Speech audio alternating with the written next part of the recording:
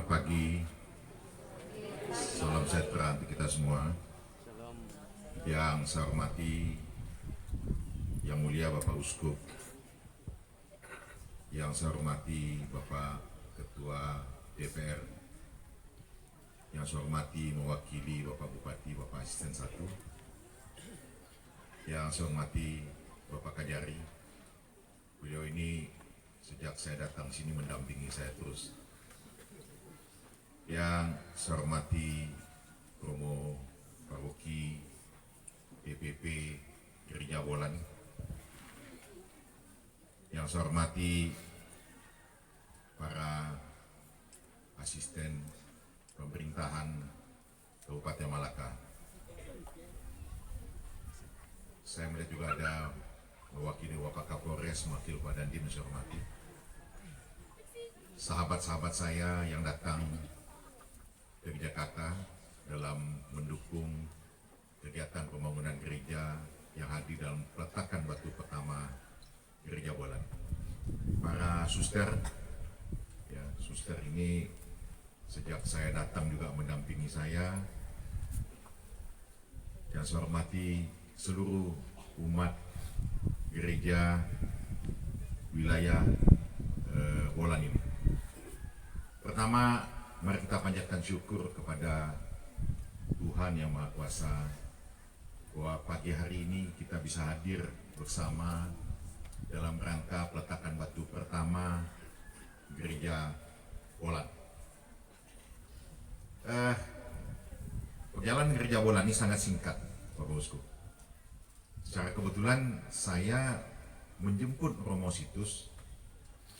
Saya tidak bisa masuk di jalan raya itu karena di dalam masih ada lumpur dan jalannya tidak ada tempat putaran mobil.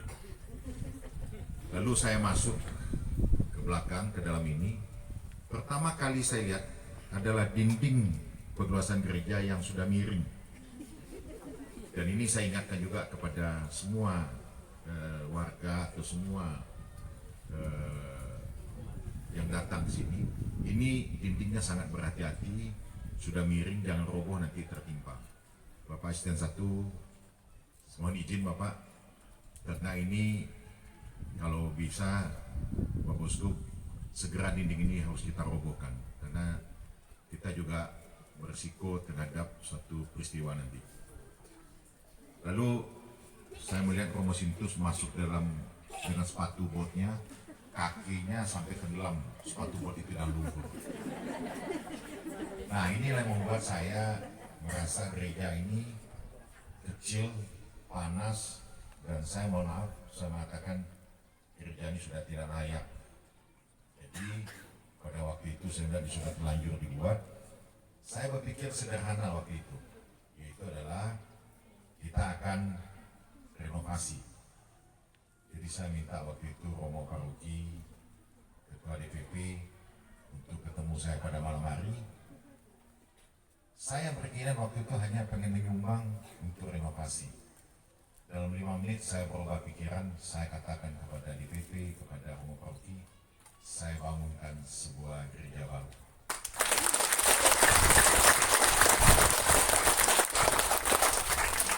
Setelah saya kembali, saya langsung bekerja.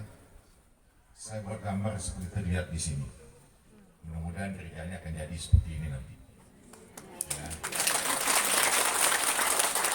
Kemudian di samping gambar sudah saya buat, kami sudah bekerja di Jakarta. Jadi semua konstruksi baja itu sudah kami dirakit oleh sahabat saya, ada namanya Pak Ahok. Mana Pak Ahok? Nah ini, mana Pak Ahok? Nih. Jadi kita harus yakin bahwa Pak Ahok ini akan bisa menyelesaikan gereja ini seperti dalam target kita, yaitu sebelum Natal. Saya malah lebih katakan November gerejanya harus selesai. Bapak Ketua DPP, Bapak Gurus, saya tadi dengar Bapak mengatakan gereja lama ini dibangun pada tahun 66 Bapak ya, selesai tahun 74, berarti 8 tahun ya. Mudah-mudahan gereja ini kita selesaikan 5 bulan.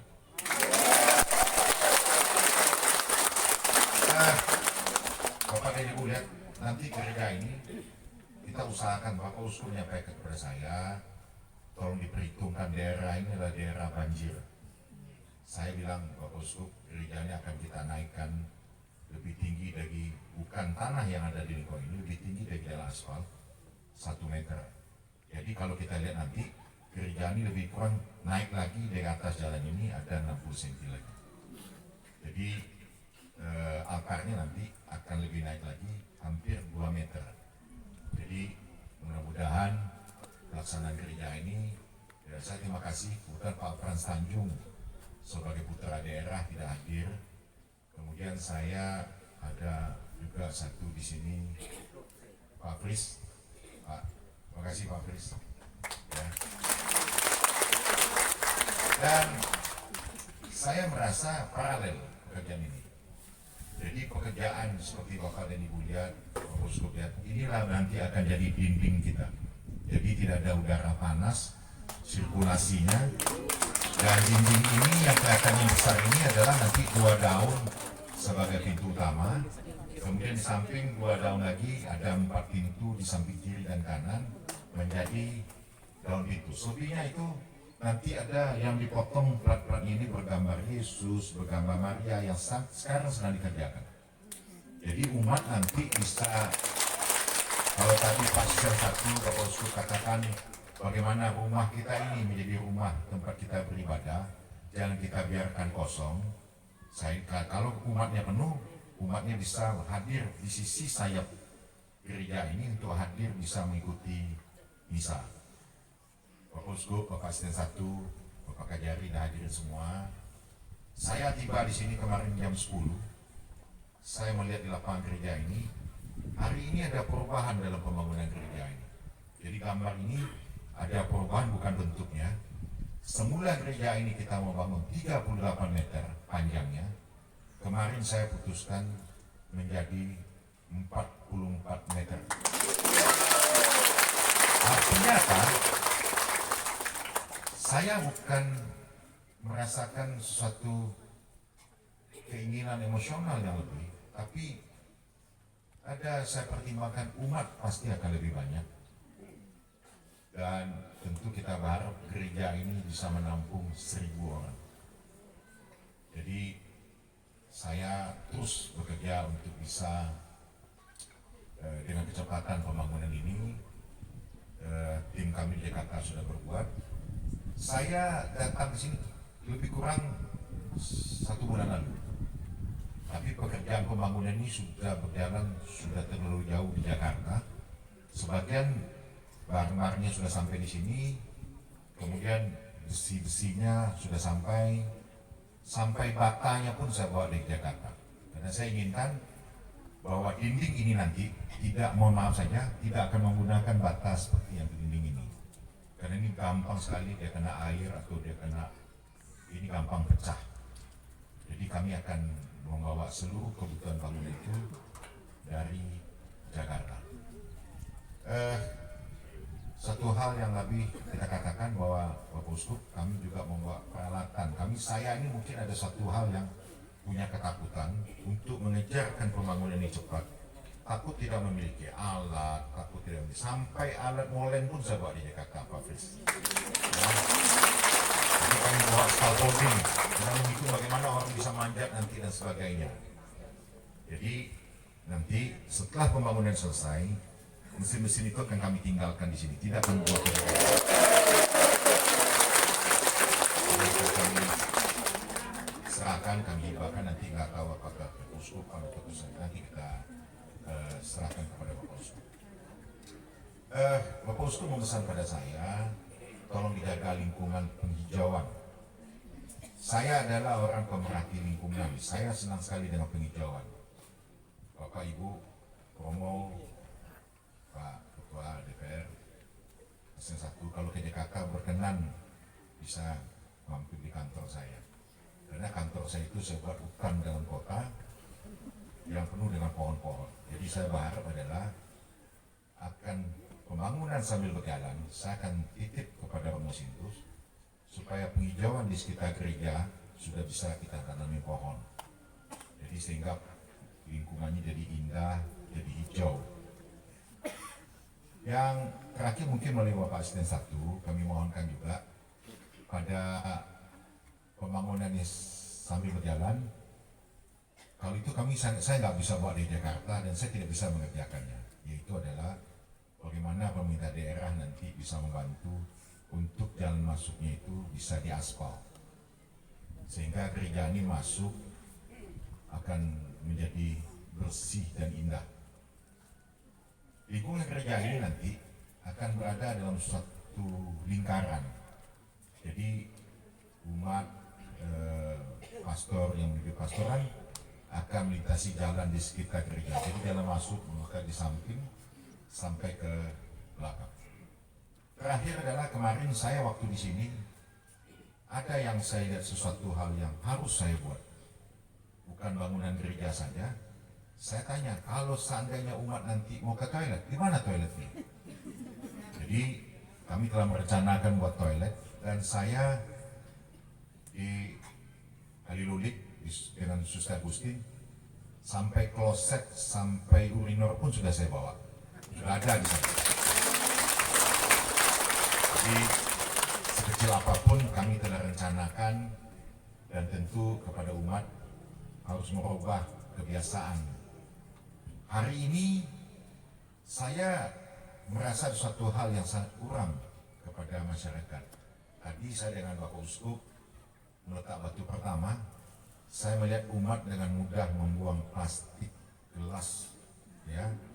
Jadi mulai sekarang kepada umat saya pesan betul, jangan membuang sampah sembarangan. Kumpulkan dia, letak di satu tempat. Saya kasih contoh, saya naik mobil, makan buah jeruk, tidak pernah saya mau buang di kaca jendela. Saya buang di karpet mobil saya, nanti saya sampai saya angkat. Kalau Bapak dan Ibu lihat tadi di galian tadi penuh dengan gelas, dengan sampah plastik. Jadi mulai sekarang umat menegur umat yang lain, mengingatkan jangan buang sembarangan. Kalau hari ini kita melihat ada teman kita yang buang, kita jangan segan untuk mengambil. Karena kita harus merubah sikap kita menjaga bersih lingkungan ini. Dan saya kemarin terhanyut sekali melihat pada saat saya dengan Romo Paroki, saya ke belakang karena kami dengan Pak Uskup cari bagaimana membuat lonceng gereja. Saya tanya, Romo, lonceng gerejanya di mana di sini? Saya cari-cari kan nggak ada. Ternyata Romo punya lonceng, saya dikasih dia kemarin pakai tabung gas. Saya bilang, Romo coba bunyinya, nyaring, tetapi digerakkan oleh manusia, kemudian berada tidak standar dalam sebuah gereja. Nanti di depan gereja kita itu ada sebuah tower yang akan kita jadikan lonceng gereja. Jadi umat kalau ang sudah harus tahu itu adalah gereja. Demikian sambutan saya butuh mohon dukungan semua. Saya sampai bilang ke Mas luar biasa umat ini. 3 kontainer datang, umat yang turunkan. Ya. Kemudian selama kegiatan saya lihat umat mengumpulkan ini. Saya merasa luar biasa umat merasa memiliki gereja yang mau kita bangun ini. Jadi disampaikan oleh Posku, ini rumah kita, mari kita menjadi batu yang kuat di gereja kita ini. Ya, mari kita semuanya umat memberikan niat dukung ini. Saya hanya berharap bahwa Desember, tanggal 25 Desember, gereja ini kita bisa Natal di sini. Paduan suara, saya dengar suara nyanyinya indah-indah orang di bolan ini. Bapak Uskup, saya pada bagian belakang depan gereja masuk, kita bikin 2 lantai. Saya mengatakan saya akan lengkapi alat musik. Jadi lengkap semuanya, tinggal digunakan. Jadi tadi Bapak Uskup memakai mic ini, mic-nya rusak atau suaranya tidak jelas. Kami juga akan melengkapi nanti sound system yang baik. Jadi hampir semua kebutuhan. Kami juga akan melengkapi nanti lampu gereja yang bagus. Dan sebenarnya di Suster Agustin dan Lulu itu sudah kami kirim lampu-lampu LED untuk gereja ini. Jadi kalau nanti lampunya itu hemat energi, tidak boros listrik, tapi dia indah dan rapi. Tapi kemarin setelah barangnya datang, kok hati saya susteran rumah sakit juga membutuhkan. Jadi lampu-lampu yang sudah saya alokasikan di sini, saya serahkan lagi kepada suster di Kupang, Kaliwuli, rumah sakit. Itu sudah boleh dipakai, nanti di sini kita kasih lampu gereja lain lagi.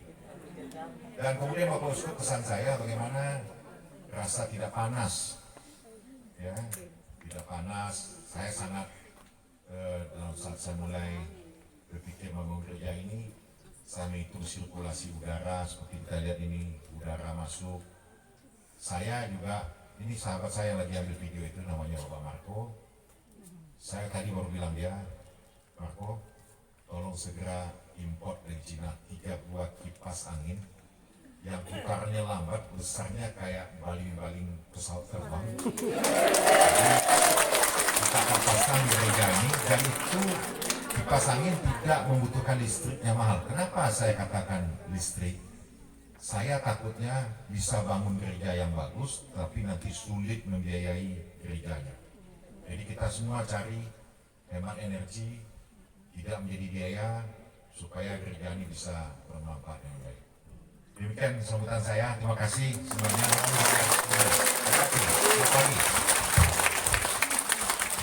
Terima kasih Bapak Ande. Bapak Ande kami minta untuk bertahan sebentar.